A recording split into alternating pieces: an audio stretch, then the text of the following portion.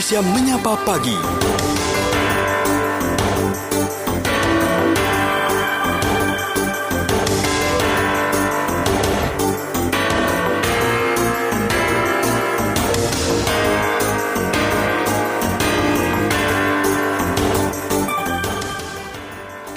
Terima kasih untuk Anda pendengar yang masih bersama kami di Pro 3 RRI. Kami lanjutkan Indonesia Menyapa Pagi. Kali ini Anda ditemani oleh saya Puspita Ayu. Bagaimana aktivitas Anda di pagi hari ini? Apakah Anda sudah tiba di tempat tujuan? Sudah tiba di kantor?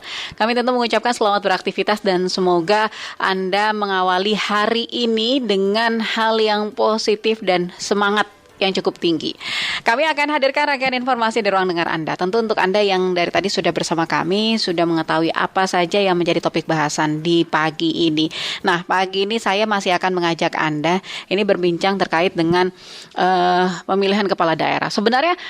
Sebenarnya bukan pilkada secara khusus atau mungkin pemilu secara umum, karena kita nanti masih akan baru melakukan pesta demokrasi di tahun 2024. Masih ada sekitar 2 tahun mendatang. Tapi yang menjadi kemudian salah satu dinamika menjelang pemilu ini adalah pada akhir Mei ini pendengar, sebanyak 5 pasang gubernur dan wakil gubernur harus menyelesaikan masa jabatannya mereka dan akan segera digantikan oleh penjabat kepala daerah atau PKD. 5 gubernur yang habis masa jabatannya akan berakhir pada 15 Mei 2022, yakni Gubernur Kepulauan Bangka Belitung, Erzaldi Rosman Johan, Gubernur Banten, Wahidin Halim, kemudian Gubernur Gorontalo, Rusli Habibi, Gubernur Sulawesi Barat, Muhammad Ali Baal Masdar, dan juga Gubernur Papua Barat, Domingus Macan. Para kepala daerah yang masa jabatannya segera berakhir pun sudah mulai berpamitan, begitu. Kita sebut saja salah satunya adalah Ali Baal Masdar, gitu ya. Dia sudah menyampaikan permintaan maaf kepada masyarakat Sulawesi Barat atas perbuatannya selama menjabat, begitu. Ini disampaikan Ali sekaligus juga pada saat mengucapkan Hari Raya Idul Fitri, begitu ya, menyampaikan ucapan selamat Hari Raya Idul Fitri. Ali Baal sendiri dilantik menjadi Gubernur Sulawesi Barat pada 12 Mei 2017. Wakil Gubernur Banten Andika Hazrumi juga sudah memiliki rencana sendiri setelah masa jabatannya berakhir, yakni kembali mengabdi kepada masyarakat dengan mengajar. Jadi terkait persiapan untuk perhelatan pemilihan kepala daerah 2024 mendatang, dia juga belum menentukan apakah akan kembali mencalonkan diri atau tidak.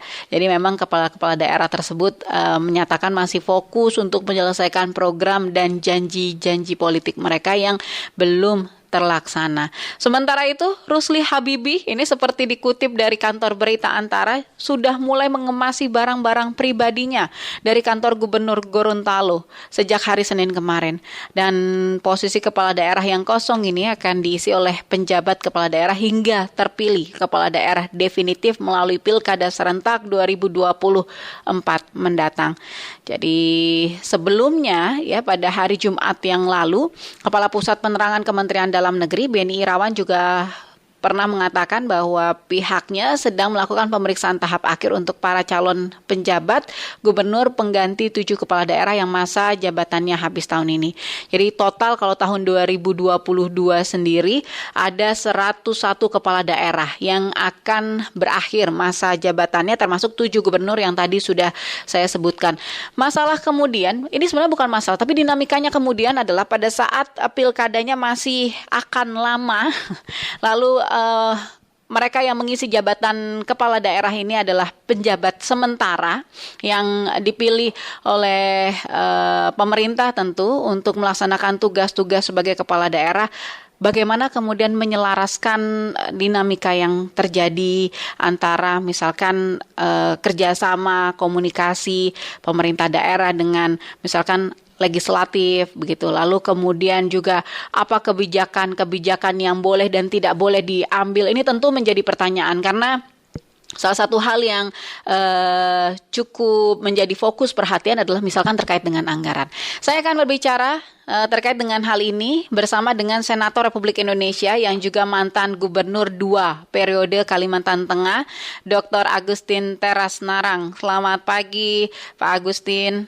Halo, selamat pagi Pak Agustin. Pagi. Dengan Puspita Ayu di Pro 3 RRI, salam sehat. Terima kasih Mbak Puspita, salam sehat sama-sama. Meskipun sudah lama, kami masih dalam suasana Syawal, boleh lah ya menyampaikan mohon maaf lahir batin, minal aidin wal faizin. Sama-sama, maaf lahir batin. Iya, Pak Teras, ini menarik 2022 banyak sekali kepala daerah yang akan berakhir masa jabatannya. Padahal pemilihannya baru di 2024. Masih cukup jauh kan?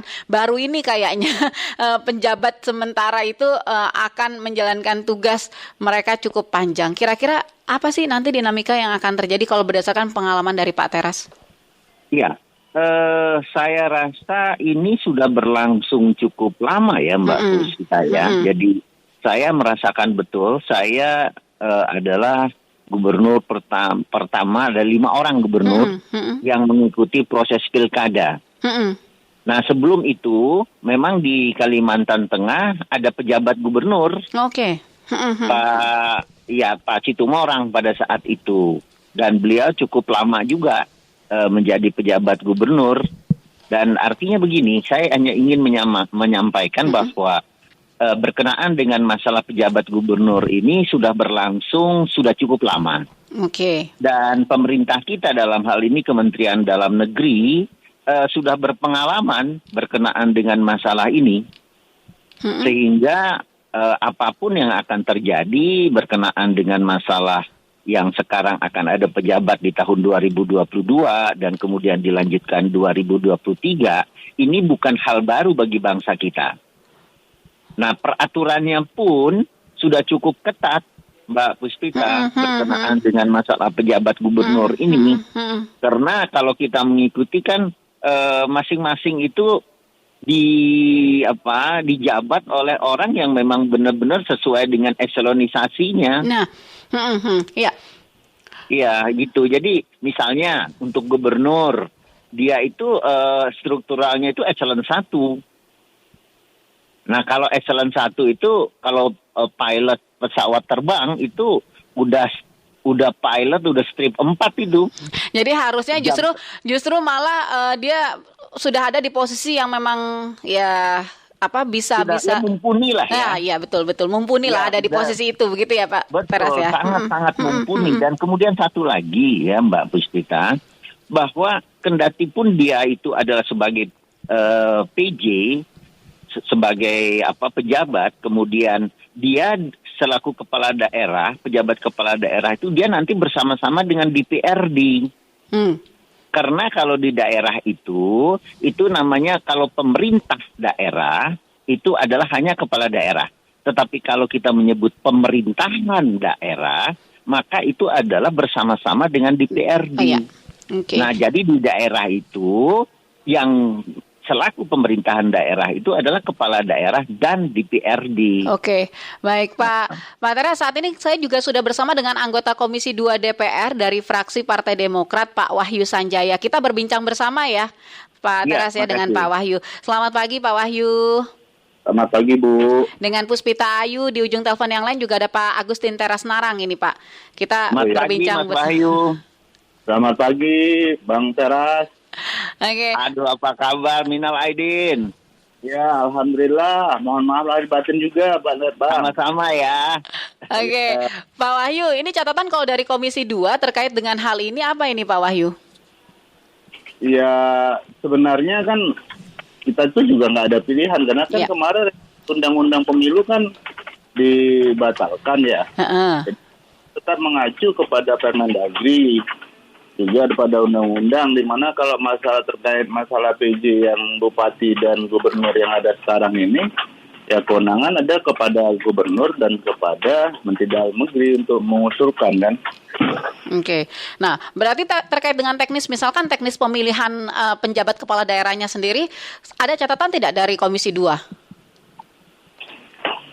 Gimana mau ada catatan, Mbak? Nggak ada perubahan, aturannya kan begitu. Memang idealnya sih sebenarnya kalau kita bahwasanya ya kembali kepada partai politik yang di-PLT-kan atau di-PLT-kan gitu.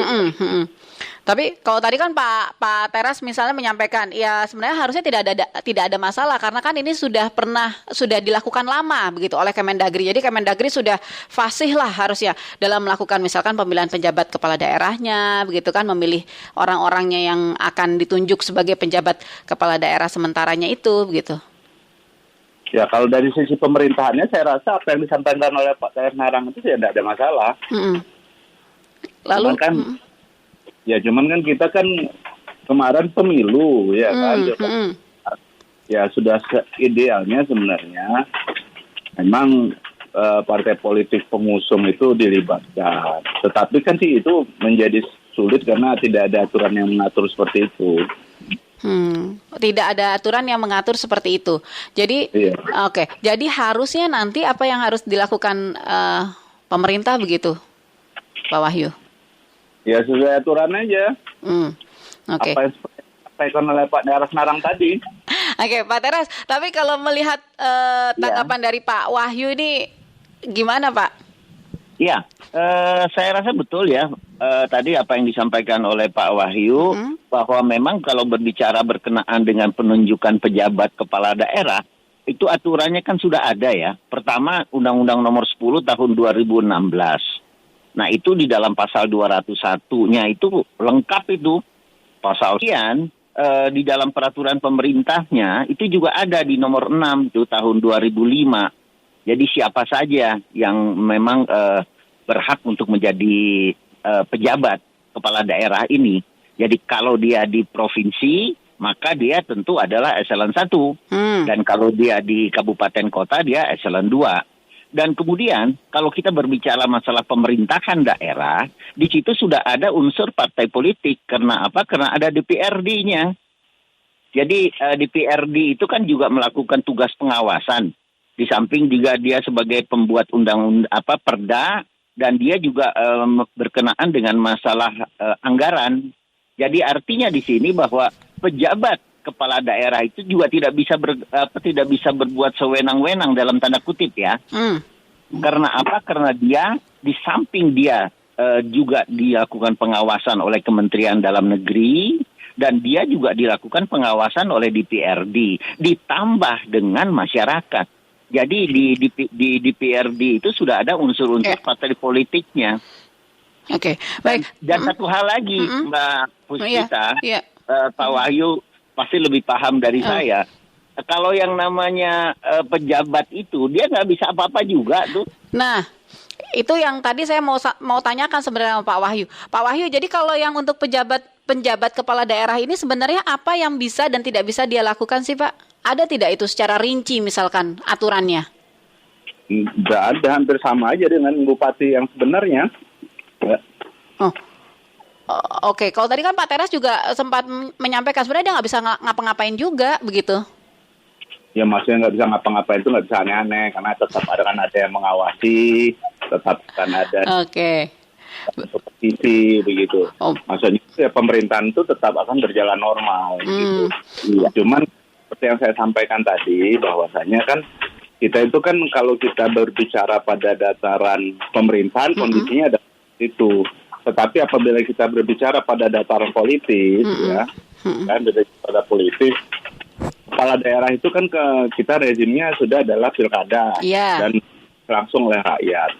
Dan pada umumnya mekanisme yang mekanisme yang ditempuh itu ada dua kan, malah satu diusulkan oleh partai politik, yang kedua melalui jalur independen.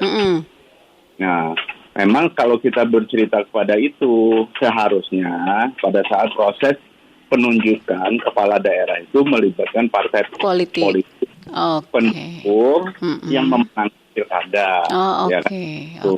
Tetapi permasalahannya itu kan tidak berbicara. Tetapi perannya kan tidak ada sekarang, karena kan kemarin revisi undang-undang pemilu itu ditunda ya. Ya tidak tahu, mungkin suatu saat nanti dibahas lagi, walau alam kan. Iya. Gitu kan. Tapi kira-kira partai politiknya nanti akan memberikan dukungan nggak nih Pak sama penjabat kepala daerahnya yang dipilih oleh pemerintah tadi tuh? Ya, apa ada pilihan yang lain pertanyaannya? Jadi harus tetap memberikan dukungan ya, harusnya begitu. Ya bukan begitu, kan tidak ada pilihan ini. Kalau orang itu menyatakan tidak setuju itu apabila ada pilihan. Iya. Apabila tidak ada pilihan ya pasti setuju-setuju aja gitu. Oke, baik. Pak Wahyu, Pak Teras, ini satu pertanyaan untuk Anda berdua. Sekarang ini kan banyak pihak yang kemudian mendorong ada keterbukaan soal calon pejabat sementara yang dipilih. Nah, bagaimana kemudian respon dari Pak Teras juga Pak Wahyu? Saya mulai dari Pak Teras dulu deh. Silakan, Pak Teras. Ya, pertama kalau untuk gubernur, tentu ini adalah merupakan kewenangan dari pemerintah pusat ya, dalam hal ini Kementerian Dalam Negeri. Dan tentu Kementerian Dalam Negeri di dalam rangka untuk menunjuk pejabat gubernurnya akan lebih berhati-hati. Tentu juga akan memperhatikan daerahnya masing-masing. Jadi karena kita 34 provinsi ini dan 7 pejabat gubernur yang akan di tahun 2022 ini kan daerahnya masing-masing punya kearifan lokal yang berbeda-beda ini. Iya. Dan tentu Kementerian Dalam Negeri lebih paham lah siapa yang paling cocok untuk di daerah A, siapa yang paling cocok di daerah B, sehingga komunikasi dengan partai-partai politik dan masyarakat itu juga dapat berjalan dengan baik, sehingga pemerintahan yang ada di provinsi itu dapat berjalan sebagaimana yang diharapkan sesuai dengan rencana pembangunan jangka panjang dari daerah itu. Nah itu sama dengan di kabupaten kota. Yeah. Nah satu hal lagi di kabupaten kota ini nanti kan eselon 2 ini. Jadi nanti ini tuh dari sekda, kepala dinas, kepala badan yang ada di provinsi itu mempunyai kewenangan juga, mempunyai hak juga untuk dipilih sebagai pejabat bupati dan wali kota. Nah ini adalah suatu kebanggaan yang luar biasa Mbak Puspita bagi pejabat di daerah karena menambah ini riwayat ini pekerjaannya. Jadi mudah ini. Jadi apa yang dikhawatirkan oleh masyarakat berkenaan dengan masalah pejabat ini menurut pengalaman saya tidak perlu dikhawatirkan. Baik, silakan. Akan berjalan baik-baik saja. Oke, Pak Teras, terima kasih. Pak Wahyu, silakan. Ya, kalau menurut saya ya terkait masalah itu, kalau masalah keterbukaan pemilihan tadi ya, memang tidak ada kewajiban bagi gubernur pada saat mengajukan calon kepala daerah itu untuk melakukan pengumuman atau semacam fit and proper sehingga diketahui oleh masyarakat banyak. Itu memang masih menganut aturan yang lama di mana kewenangan itu mutlak ada kepada gubernur. Sudah pasti unsur subjektivitas itu akan ada, kan gitu ya. Jadi kita ya berharap juga kepada para gubernur yang ada sekarang yang mengusulkan tiga nama, gitu kan. Kementerian Dalam Negeri agar bisa benar-benar mempertimbangkan dan mengesampingkan unsur subjektivitas itu. Oke, baik. Dan kepada Kementerian Negeri yang menentukan gubernur, saya rasa itu pilihannya akan lebih jauh objektif karena mereka memiliki pilihan yang jauh lebih banyak.